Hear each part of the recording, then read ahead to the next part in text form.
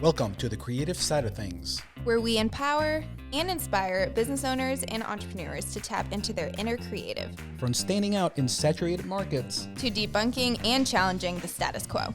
We'll learn firsthand from actual small business owners how they've applied creativity, imagination, and common sense to grow their businesses. I'm Javier, Chief Creator and Founder of High Ground Creative. And I'm Megan, Founder and CEO of Cheek & Co. Clothing. I'm Gen X and her dad. I'm Gen Z and his favorite daughter. Oh, that's debatable. Well, it's not up for debate. Together we are creative thinkers, design experts, branding gurus, imagination igniters, and coffee addicts. Keep listening and we'll prove it to you. Hey, you might learn something. Imagine that. Ready? Let's get creative. Hello. Hello, Right Brainers. Hello, Right Brainers. Good to see you. Welcome back or welcome. My name is Megan. I am your co-host, and to my right is my other co-host. Yes, and my father. I am Javier. I am her father. That's my only identity. I don't have any more identity except her father. I get that on it. Absolutely. A lot. Oh, absolutely. Oh, you're Sean's dad. You get that too. I do. Are you Chica's dad? Yes, right. But welcome to the Creative Side of Things podcast, where we empower and inspire anyone and everyone to tap into their inner creative, because we're all creative in some way, and we're here to help you either fuel that or find it. That's what we're here for. Right, because things are created when you use your imagination. That's the catalyst for everything else. So everybody's creative. We can give you scientific proof and actual proof and evidence of situations. Yes. You might not be artistic, but everybody's creative. In some way. So let me remind everybody of the theme this season. We're calling it Acres of Diamonds. We talk about a lot of people when they want to branch out and grow, they look outside of their backyard to see where those gems are. I want to start here. Delaware might be the second smallest state by geography, but there's a lot of gems here in Delaware. Influential people that are making an impact in the world and in the communities around them. And that's what it's all about. It starts here in your grassroots, and then it expands out. Yeah. Acres of diamonds. We have a lot of good things. Did you know here. that Thomas Jefferson equated Delaware to being a diamond? And for a long time, that's true. For a long time, we had two state mottos: the first state, which is very apropos, and Thomas Jefferson gave us the Diamond State. See. Well, without further ado, we have here Mayor Christiansen. Welcome to the show. I'm going to do a formal introduction with a few more things, but we start with a few quotes to kind of get the creative juices going. So Megan, go ahead and do your first quote. Absolutely. So to accomplish great things, we must not only act, but also dream, not only plan, but also believe. Anatole France. I like that. Starts here. It starts. And we talk about that a lot, how you have to plan time to create. It doesn't always just come organically, and in the busy life of things, we talk about planning and believing in yourself. It all flows together. It is very important to do that. You can organize creativity. You can. It's okay. It doesn't have to be spontaneous. Sometimes it comes and you have to be ready to capture that thought in that moment, that spark. Here's the next one I have for you. Second, dream no small dreams, for they have no power to move the hearts of men.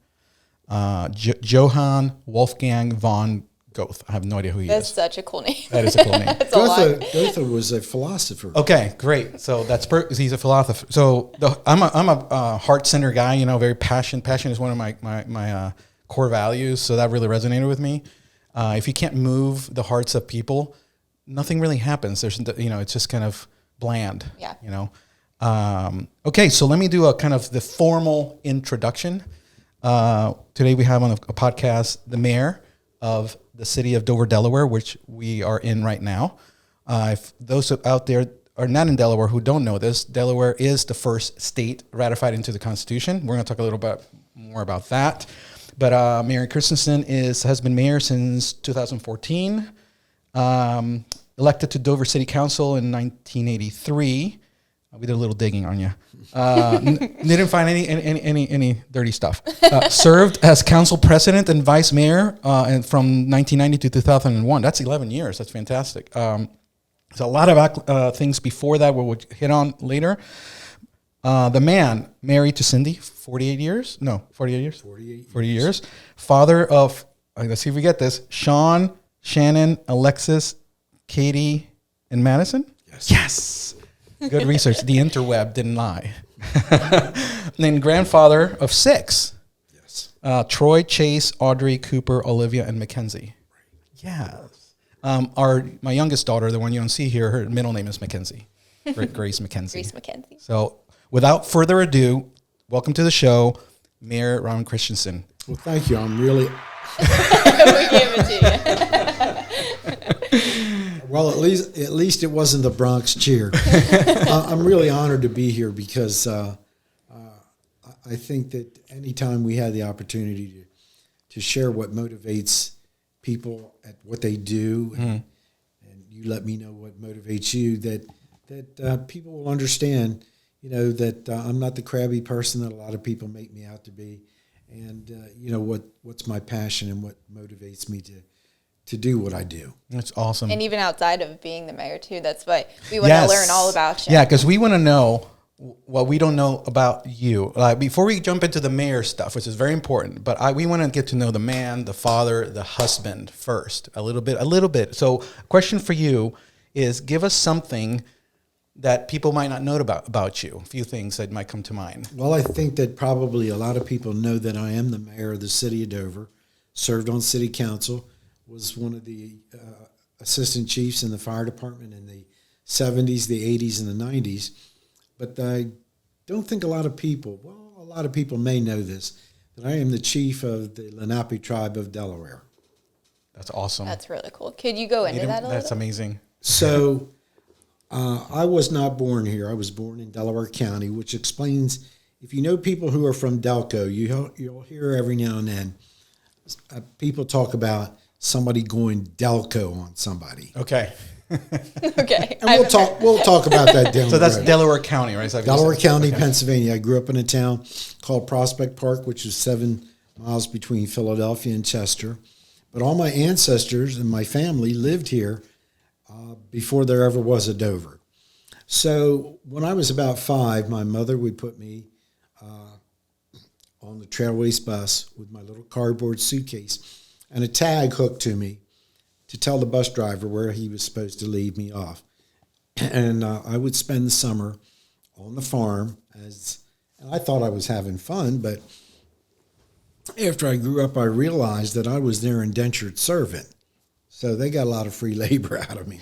But I learned a lot of values. I learned a lot of history about my ancestors, and I learned a lot about my ancestry, that my ancestors lived here before there ever was a Dover. So Dover holds a special place to me because of my ancestry and also for what it has meant to the founding of this country. Okay.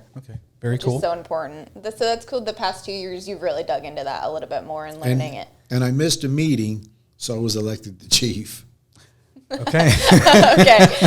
So my sage words of wisdom to anybody: don't miss a meeting. Okay. You never know what you're going to Okay. Thank you, everybody. Have a good one. There's the word. That's a critical word of wisdom. I love that. But I've been very proud to be the chief of my tribe.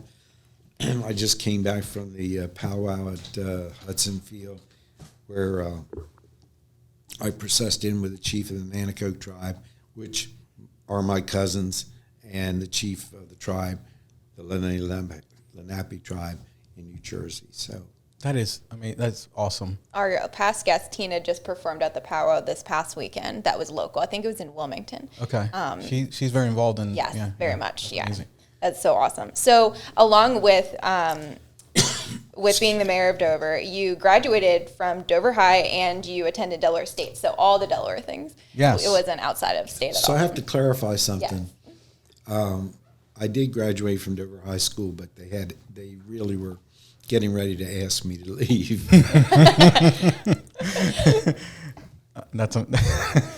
And you graduated from Delaware State College. I did not graduate. Okay, you went to Delaware State College. I attended Delaware State College. Okay. And probably, if I can share this with you, one of my disappointments in my lifetime is that I did not follow through and finish college. I went in the military, came back home, went to work for Safeway Stores, which was a grocery store where Dover Pools is down at Carroll's. Oh, yeah, Corner. right there.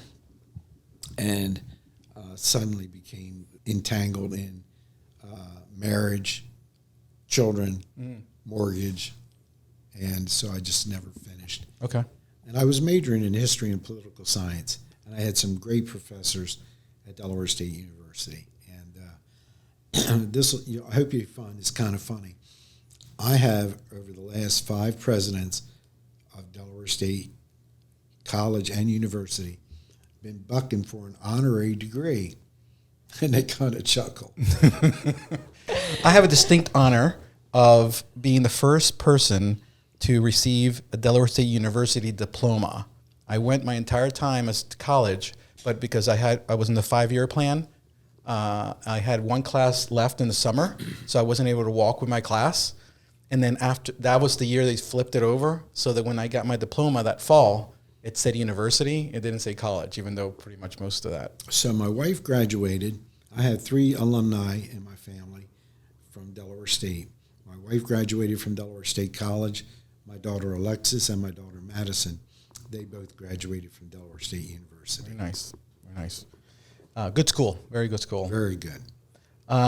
I attended Del Tech. You did. You Yes. did. Well, Del Tech is an outstanding. I mean, they really have over the years, come into fruition as a great school. Yeah. So. Yeah, and I always encourage those tech schools, if you're still figuring out what you want to major into, it's a great opportunity. Absolutely. With This the young lady state. over here is going to Delaware Tech right now, marketing. Well, I will tell you, I still haven't decided what I'm going to be when I grow up. So Okay. Yeah. All right. practice your options. It's never too late. It's never too late to get started again. Good. We actually have an episode called Pivot. So it's never too late to do a pivot in your life. So we talked all about changing your mind and changing lanes, even in different ages of your life, career-wise. So, Megan, I know you want to share something. I wanted to talk about how I know that you volunteered for the fire department, and then you retired from Safeway stores. So what was your level at Safeway, and did you use skills from that job to kind of bring into being a mayor? Well, one of the good things about working for Safeway, I had a great boss who taught me customer service. He dragged me kicking and screaming into the customer service abilities, and I took that on into public life.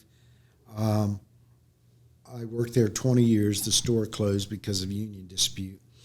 And then I went into the fire sprinkler and fire alarm business, and I took those same customer service skills that I had learned at Safeway and built a territory that started out with 40 accounts on the Eastern Shore and built a customer base that trusted me. And when I retired in 2014, we had probably close to 300 accounts. Okay. One of the things I found really funny was my supervisors from the Newcastle Office of Grinnell Fire Protection would get upset with me because the customers would call the office with a concern, or they wanted to add on to their equipment or whatever. They needed quotes. And they didn't want to talk to anybody up there. They just would ask for you. They wanted to talk to me. So I had a foreman, Chuck Schmidt, who was likewise, if people called us in the middle of the night, if they had an emergency, we would go right to that emergency, give them great customer service. So he and I were called into the office, and I really found this funny.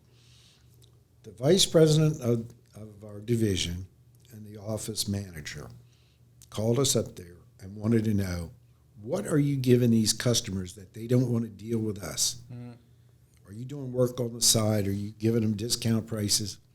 And we said no. Well, what are you giving them? Why don't they want to talk to us? Why do they want to deal directly with you? What do you give them? And I said, we give them customer service that they don't get here. 2 of them gave us a blank look. We got them walked out. Wow. They're like, wait, you're nice to them? What a concept. Yeah. And even in present day, it's hard to come by. That good is so customer rare service. this time, in this day and age, that when you give it, people are like, oh, wow, what an incredible thing. And we continued to do what we were going to do even after that, because the people on the Eastern Shore are a different animal than a lot of other places. They expect interaction. They expect you to be honest with them, give them customer service. And the great thing about the 27 years I was working on the Eastern Shore, I got invited to go duck hunting with people to their families' weddings and different events. So they became my family, not only my customers. That's important. That is. Yeah. That's really cool. Unless something goes wrong, then it's awkward. But like when you're duck hunting? If you have to, when you get really close to customers, and then if something happens, then it's like, okay, now I have to be more professional than your friend just to fix it. Right. But I like, that's a good default, because that's better than being closed and cynical and just and not giving them the service they deserve. So I love that you're building relationships and connections, and because of that, you have customer retention, basically. And like I said, I think that the customer service I learned at Safeway, and I used it during my tenure with Simplex Grinnell, allowed me to be a better councilman, a better council president, and I certainly think it's helped me to be a better mayor. People expect you to call them back, try to help them, even though you may not be successful, and always be upfront and honest with them. And I've tried to do that throughout my lifetime. That's awesome. That's a really good lesson there too, for somebody to live life, and personally and professionally. Did you know when you were even, working at Safeway and all the things that you've done throughout your life, did you ever think you'd become mayor, or did it kind of just fall into you? There's that moment when you're doing your thing and you're like, I think I'm going to be mayor. When you pivoted. When was that pivot? When I was in junior high school, my mother and I were walking along Lockerman Street, which was the center of the earth for Dover at the time. And there was a big black Buick Electra with the license plate number 1 parked in front of a parking meter that had expired. Okay. So I took 5 cents and put in the parking meter.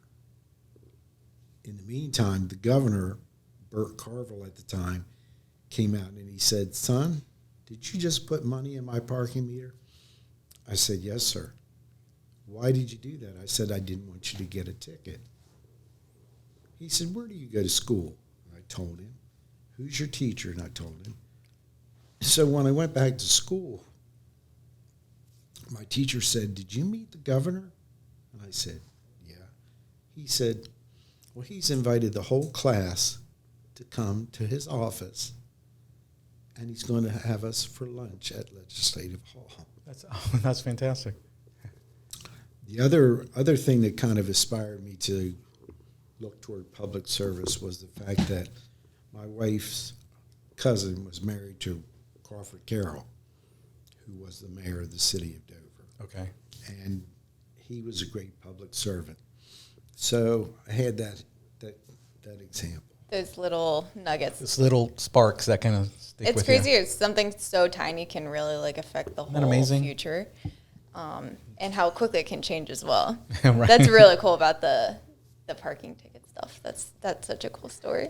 Did you want to do a little deep dive here? Yes, absolutely. Want me to start? Yes. Okay. All right. So I'm going to ask you. It's a question, but it's very open, so you can kind of go any direction. With every city, big or small, every city is a diamond mine, waiting to be mined, of potential and also challenges, right? So in your journey as mayor, what has been the most unexpected diamond or opportunity you've discovered in Dover? I think that the fact that we have the opportunity to offer to all of our citizens the opportunity for employment. We have a lot of plans that are in the making to allow our citizens to grow, have affordable housing, and to continue to make this place a great place to live, work, and play. We have Delaware State University as one of our diamonds, Del Tech, Wilmington University, and Dover Air Force Base. Right. Dover Air Force Base has afforded this community the opportunity to have people come from other places, bring ideas to the community and share them with us and make Dover a better place. I look back and I think about 1939. Well, two things happened in the 1930s that determined the future of the city of Dover, and I'm so thankful that those things happened. 1937, Joseph Spinell moved his company from Palmyra, New York, which was International Playtex. Okay. provided many, many jobs for our community, and also allowed this city to be part of a historic event. Does anybody know what that is? No. Well, over on Pear Street, Okay. Pear and William Street, was the Playtex plant. Now, not only did they make bras and rubber gloves and, baby bottles, but there on Pear Street was where the first space suits were manufactured, which ILC spun. ILC now, right? Yeah. Those space suits were used on the first manned flight to the moon. And so a little bit of Dover that is so cool. I had no idea. touched the moon. So we'll move forward a couple of years, all because Joseph Spinell was looking for cheap labor and a way to continue to grow his business. Okay. 1939, Curtis LeMay, father of the modern Air Force, came here, checked out the Dover Municipal Airport. And does anybody here know where the first Dover Air Force Base was? No. I don't. Oh, come on, I know. man. I know.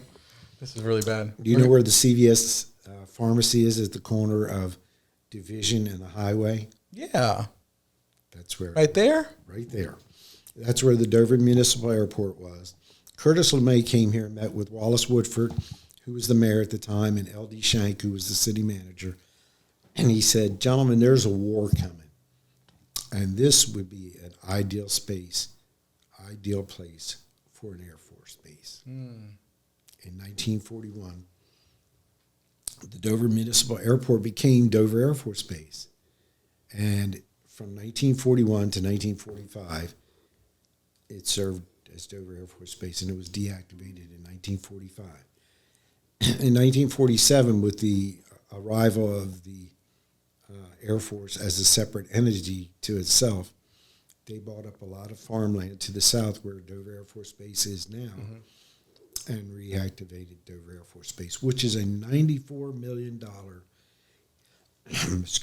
economic engine for Dover and Kent County and the state of Delaware. So I think we were really fortunate.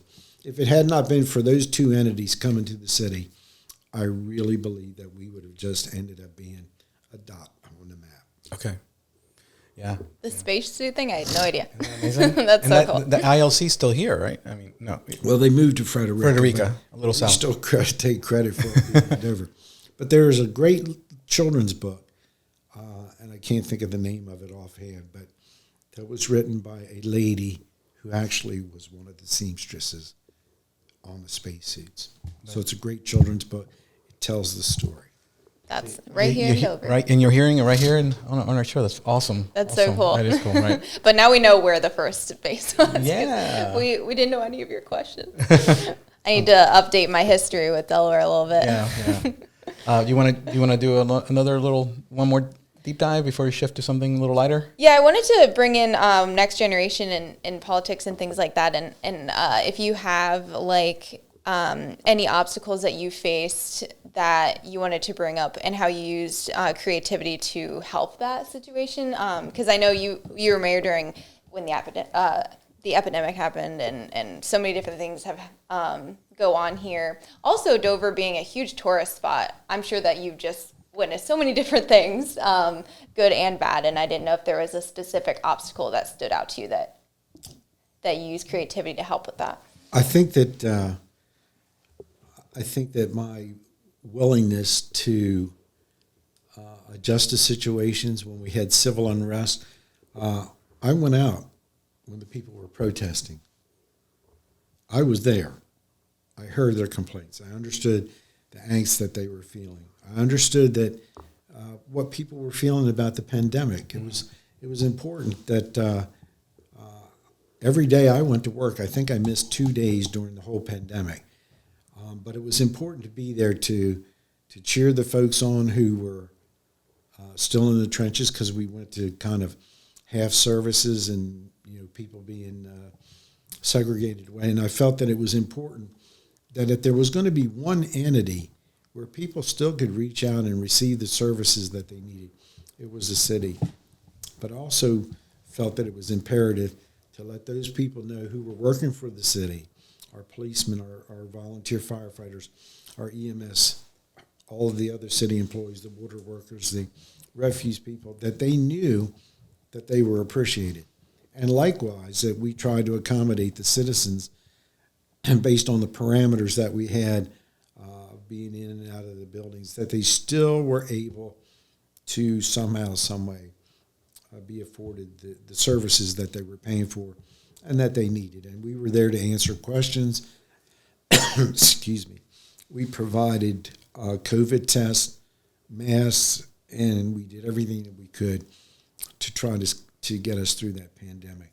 And I don't know if that's creative, but we felt that we needed to be in the trenches and make sure that people were taken care of. And then lo and behold, one morning, we had a bad storm that came through in the middle of the pandemic. And the fire whistle went off, of course, and I went running out to my truck to respond to the fire. And there were trees all down on my street. And by the time I got to the firehouse, I realized that we'd been hit by a major tornado which went through the city. So instead of going to the firehouse, I went to the city hall, issued within minutes after it happened an emergency declaration, contacted DEMA, which is the Delaware Emergency Management, spoke with the governor and explained to him what happened so that he would declare an emergency. So we had that to deal with. Wow. That was crazy when that happened. Yeah, I remember. But we were on top of it, and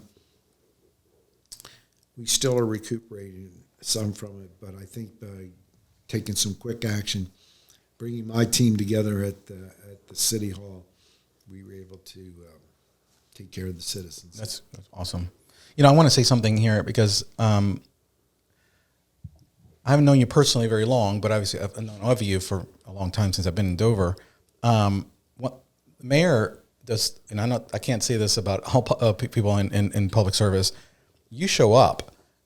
You're everywhere. In other words, every event, everything, there's in some capacity, I see you, you're in different places, and that's one thing, you don't hide, you're in front, you're there, you're proactive, and that's commendable because that's not a trait that everybody has. People tend to kind of, by default sometimes, hide and retreat and then use others as a shield. But you're a person that I've seen from my perspective that you can show up. And showing up is a big part of life, just being there. Well, I think it's really important that you get out. People see you. This morning I went to Redner's. I had to pick up something for dinner. And this lady came up to me and she said, "Aren't you the mayor?" I said, "Yes, I am." I said, "What's the matter?" Well, she told me about the branches from the previous thunderstorm that we had a while back still laying in front of her house. And I said, "I don't know what the problem is." I said, "But I'll make a call," right while she was standing there. And I said, "What's your address?" Got the address. Public Works said, "We'll come out and pick them up today." And I think that once again, that goes to the customer service aspect. I don't hide out. Mm-hmm. I believe in going where the people are. And my wife gets very upset with me when I go grocery shopping, like at Walmart.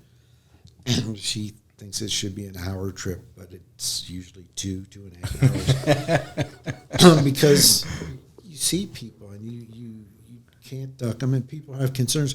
I get a lot of calls from people, and the ladies in my office put most everybody through quickly. And I was on the phone about a month ago with this lady, just was raising hell with me like you would not believe. And I said, "Ma'am, what is your address?" Well, she gave me a street I've never heard of. I said, "Are you sure you're calling the mayor's office in Dover, Delaware?" She said, "No, I'm in Dover, New Hampshire."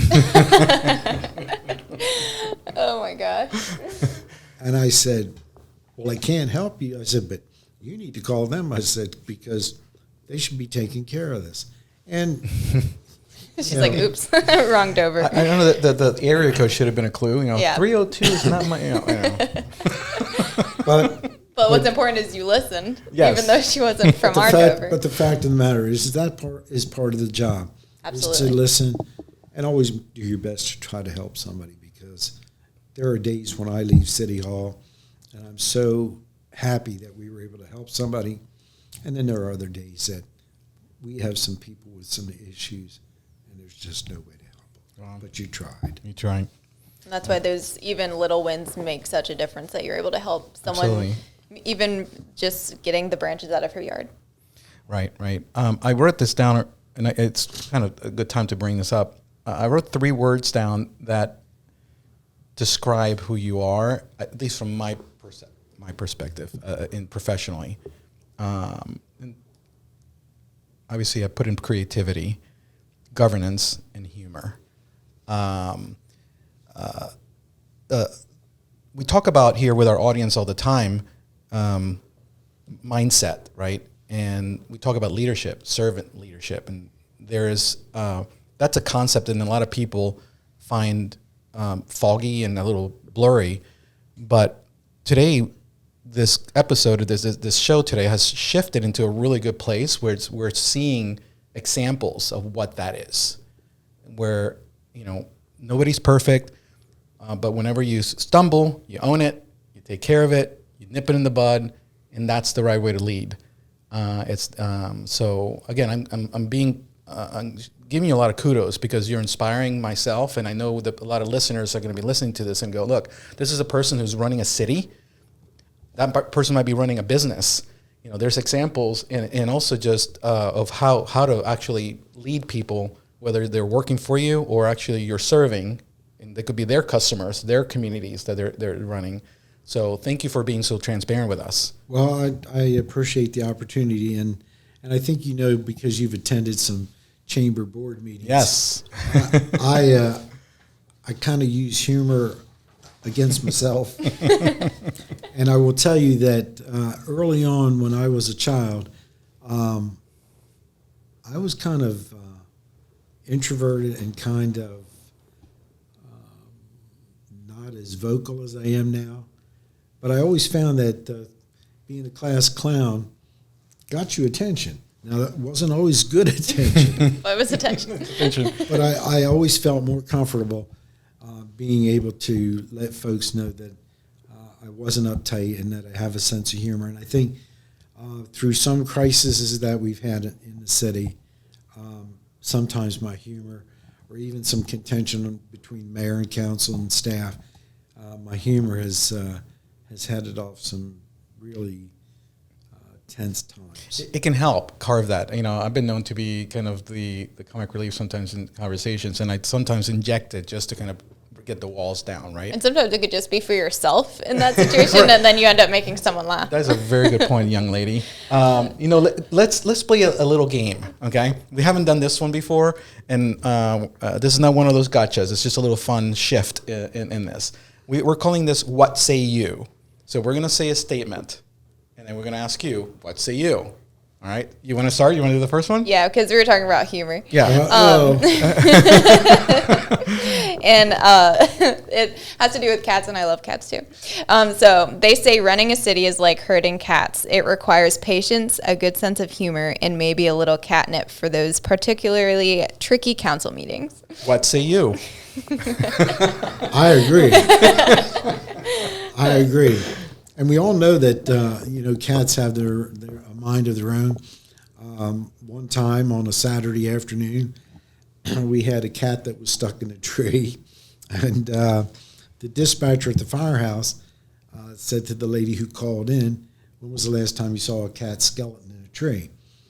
Well, he put the alarm in. I was the first chief out on a truck, and we go around to this lady's house, and she just went up one side of me and down the other. The cat? No, the lady. The lady, yeah. I thought you said the cat fell. Because the dispatcher had said to her, "Lady, when was the last time you saw a cat skeleton in a tree?" Like, so we're going to get it Yeah, down. yeah, right? yeah. Well, she jumped all over me. Well, the cat came down by itself while she's up there screaming at me. But what I found out was that the dispatcher had said that to her over the phone. That's funny. So Not wrong. So when we got back to the firehouse, the dispatcher and I had a few words about what he should say to people. About customer service. It's okay to think it, but maybe you might want to show a little bit of That would have made me discretion. laugh over the phone, though. That would have, eased me. Well, it didn't ease her. But anyhow, what's wrong with herding cats? Right. Make the effort. Right. That's so funny. Okay, so let's do another one here. This one, we'll call it Governing with Glee. Being mayor, where every day is a blend of a Shakespearean drama, a stand-up comedy set, and a strategic chess game, all in a day's work. Most assuredly. What say you?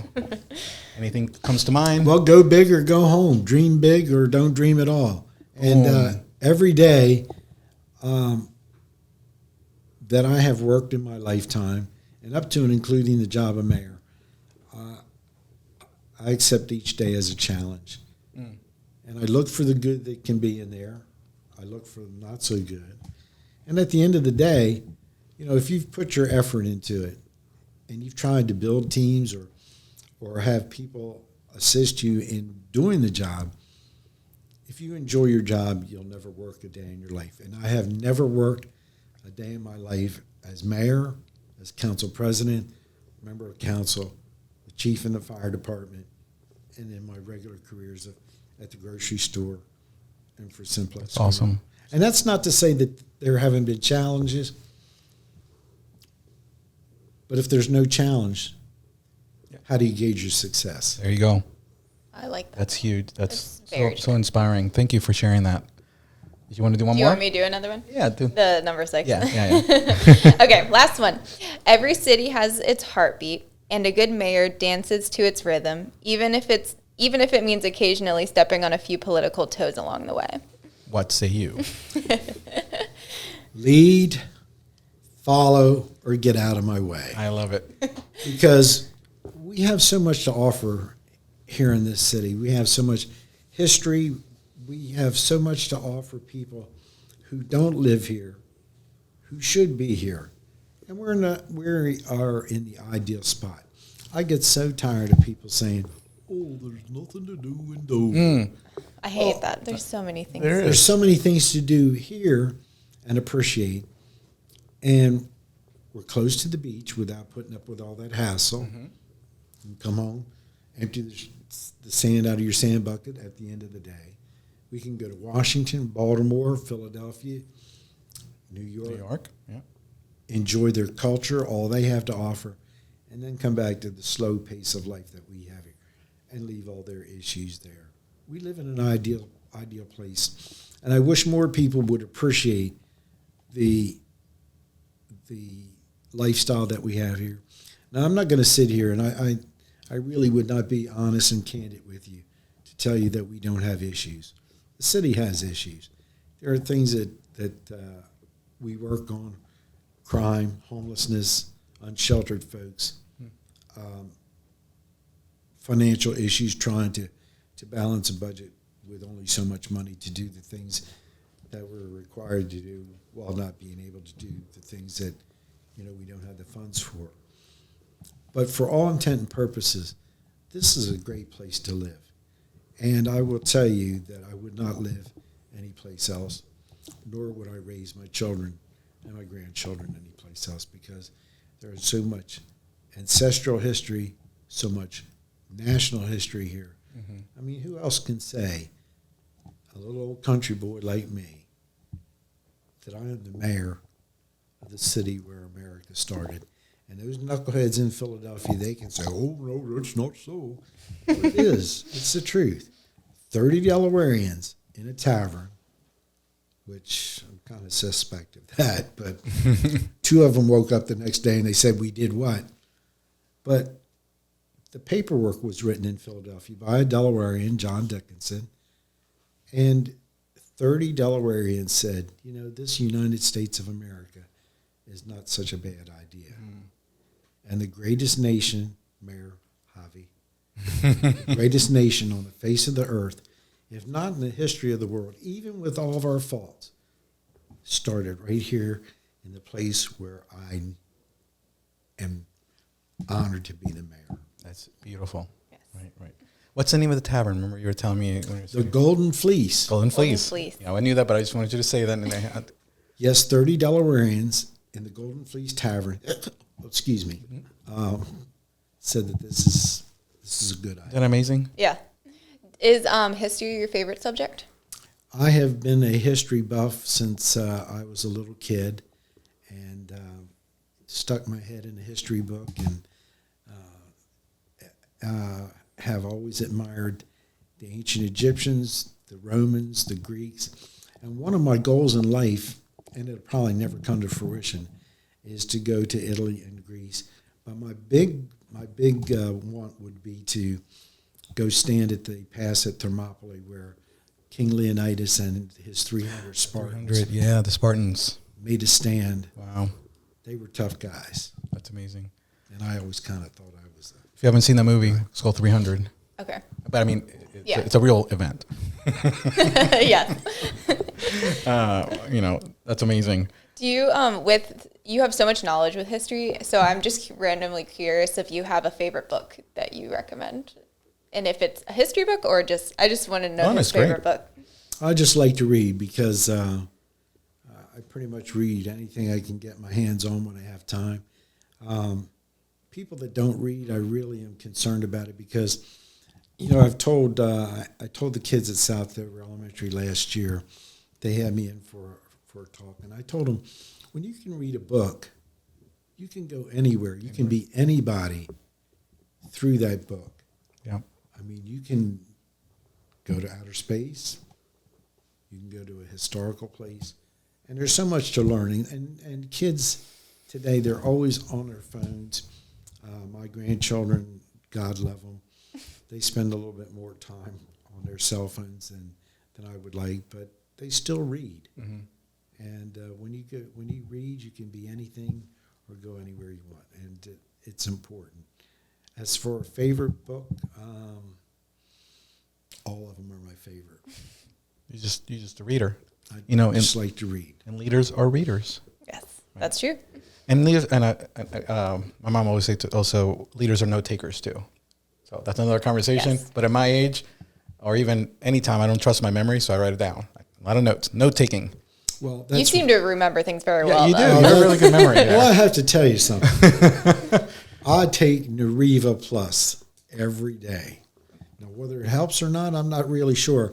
And I also watch Jeopardy Okay. every day because that keeps your mind functioning. I'm not a giant fan of things that are on television. I watch Law and Order because Okay. in another lifetime I thought I would be a Jack McCoy or somebody like that. But you have to keep your mind You active. got to keep things active up there for sure. And I have so many acquaintances who just don't do that. Mm-hmm. And God gave you one life, and you need to use it to the fullest. Well, that's When I turn my body in at the end of the day, the Undertaker won't have a whole lot to work with. Oh. Yeah, now that we're laughing, let's do some last thing before we wrap it up. We're going to ask you some questions, but these are whimsical, fun questions. And Well, they've all been whimsical. Yeah. Okay, Thank you, that's a good point. Yeah, right. well, speaking of history, I wanted to ask if you could go back in time to any era of Dover's history. If For one day, right? what would that be if you had a preference? And why? I might Yes. go back to colonial times to actually meet up with these 30 Delawareans we've been talking about and actually see if they were tanked Just up. raise a glass with the 30. It'll be 31. But there are a number of eras that I would like to go back. I would really like to go back and actually talk to one of my military heroes, and that's Julius Caesar. There was a guy, because he married into the wrong family, shouldn't have lived past his 21st birthday because they were out to get him. And he took up a military career, a political career, and probably started once again, one of the greatest empires on the face of the earth. So there are a lot of historic folks that I would like to meet up with, for one day or 1 hour. I'd really like to ask Napoleon, why did you put your hand inside your coat? Right, this little. Now, did he have Tic Tacs in there? What was he hiding? Was he hiding something? A candy bar, hard candy, All kidding aside, I think that there are so many historic figures that if I had the opportunity to at least have an hour with them, just to understand if they are indeed the great person from everything that I've read. George Washington, yes. Country, with all of his faults, still probably was one of the greatest politicians of our country. Yeah, he was fantastic. Big fan of his myself. Okay, so let me give you one more. Dover in a dish. If you were to describe Dover as a dish or a meal, I don't know what the heck that came up with that question. What would it be? He's like Grotto's Pizza. An omelet. No, I envision the city of Dover as the blue plate special at the Dover Diner. And that blue plate special would be I'll have to try that.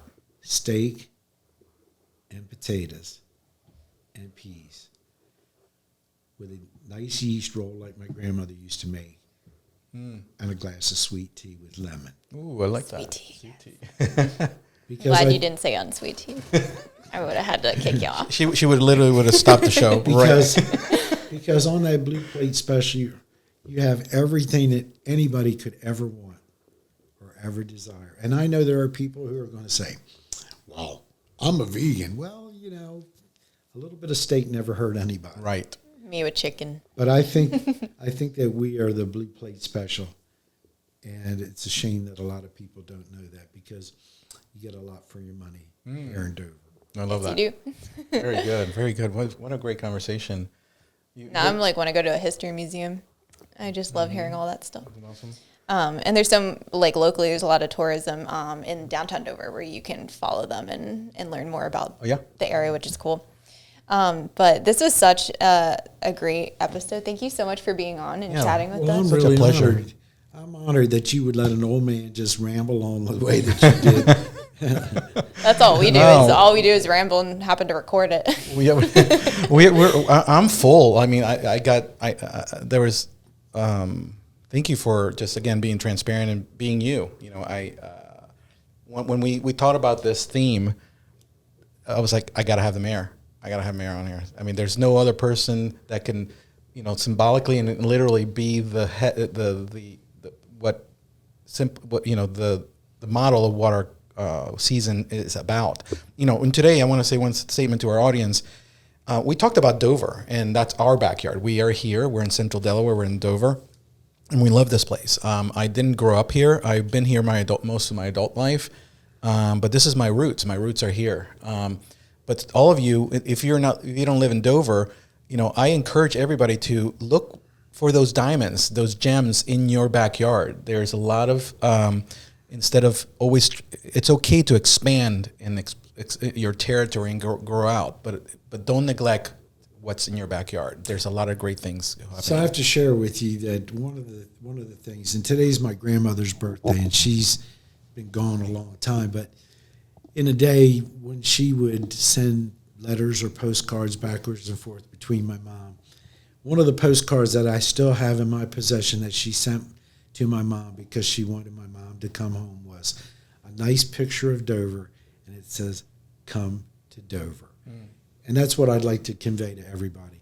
You can go a lot of places, but here's probably the best place that you could ever go. Yeah, I love that. That's really good. Come to Dover. And come see us because we're here too. Do they still have postcards? Oh, yeah. We talked about, we're doing a topic like, is print dead? But it's not. Like, we have our newspaper. I don't think people have mail them more than they keep them and they use them as mementos. Like I'm going to put it on my refrigerator, but I don't know if they actually, I mean, you can still utilize mail them, it. But, yeah. It was still funny because back then, obviously, we didn't, it wasn't Instagram or email or internet, but you send a postcard from vacation, and most of the time, the postcard we get to the destination after we got you're back from vacation. Well, that's because of the snail mail. Snail mail. One of the final things, though, that talking about my grandmother and my mom writing backwards and forth, people have lost the art of communicating through letters, and a lot of the history that we have and that we know about was through the correspondence between people. And I think cell phones are nice. They're wonderful. But I think cursive handwriting people backwards and forth preserves our history. So we need to get back toward that. To writing. Yeah. I write in cursive. You do? I know. I love cursive. I'm so proud of you. Thank you. Your dad and mom did so well. I don't know. I think mom writes in cursive a little bit. He does. I do more print most of the time, but let's wrap it up with you mentioned you wanted to ask him about. I just wanted if you could end us on a piece of advice for anyone listening who is looking to get into politics or just is a leader and in their own space, whatever it is. Yeah. Well, I'll always tell you one thing. It's easy for people to sit home and not get involved, and you get the government that you get. And if you're dissatisfied with your government, you need to be part and parcel of that. And if you get elected to a position, whether it be mayor, councilman, or whatever position that you might get appointed to or whatever, always lead from the front and always do the right thing, even when nobody's looking. I love that. Yes. Put your carts back in the parking lot. Put your shopping cart back. There's a book about that. I used to chase carts professionally when I worked at the grocery store. Oh my gosh, I'm sure, yeah. My wife says to me, "Why are you pushing that cart back up to the store?" I said, "Look, honey, I used to chase these professionally." You're like, you got the PTSD. Well, that wraps up another episode on the creative side of things, everyone. And we're also on YouTube now, right? Yeah. So you can check us out on YouTube so you can see us, see the mayor, faces. or you can listen to us. Who's all dressed up. It's like you knew you were going to be recorded as well. I want to thank you for having me here and listening to an old man just go on. No, we loved it. Thank you for being here. I appreciate you, accepting. And for those of you listening who are always on the go, we've got your back. You can tune in and let your creativity flow through Spotify, Amazon Music, Apple Podcasts, and even Google Podcasts. We're practically everywhere. We are. So also our ever-growing community of right-brainers. We call our community the right-brainers. We appreciate and love every single one of you. Share, subscribe. Let people know about what we're doing. We think we're putting out a really good product. We hear great things about what we're teaching and showing that teaching because we're learning as we speak. But we also love the fact that we hear from you and give us pointers and things that you want to see. So keep those comments coming in. And remember that the world needs your creativity and it needs you. So with that being said, go create something. Go create something.